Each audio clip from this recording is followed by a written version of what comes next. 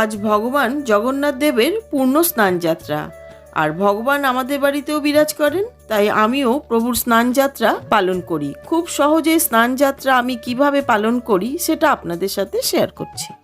প্রথমেই আমি পঞ্চামৃত বানিয়ে নিচ্ছি, দুধ, দই, ঘি, মধু, গঙ্গা জল, শর্করা বা চিনি দিয়ে। এবার এই পঞ্চামৃত জল শঙ্খের মধ্যে নিয়ে ভগবান জগন্নাথ, বলরাম আর সুভদ্রা মাকে স্নান করিয়ে নিচ্ছি। এবার প্লেন গঙ্গা জল দিয়ে স্নান করিয়ে নিচ্ছি। আজ পুরীতে প্রভুকে 108 ঘড়া জলের দ্বারা স্নান করানো হয়।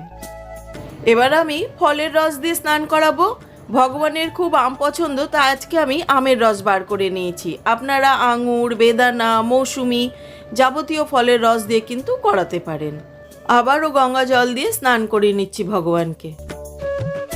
এবার সুগন্ধি জল বানিয়ে নিচ্ছি, তার জন্য গঙ্গা জল নিয়ে নিলাম, নিয়ে নিচ্ছি গোলাপ জল আর একটু অগরু।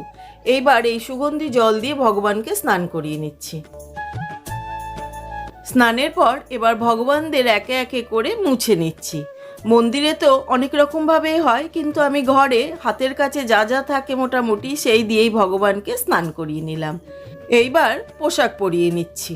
জ্যৈষ্ঠ মাসের পূর্ণিমা তিথিতে প্রভু জগন্নাথ দেবের স্নানযাত্রা পালন করা হয়।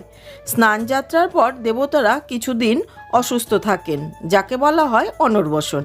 এই সময় প্রভুরা ডাক্তারদের তত্ত্বাবধানে থাকেন।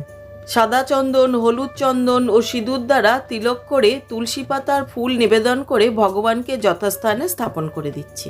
আমি খুব সাধারণ করেই করি, মানে আমাদের হাতের কাছে যা যা থাকে সেটা দিয়েই করার চেষ্টা করি, যাতে করে আমার যারা দর্শক রয়েছেন তাদের হাতে অত সময় না থাকলেও কিন্তু এইটুকুনি করেই নিতে পারবেন।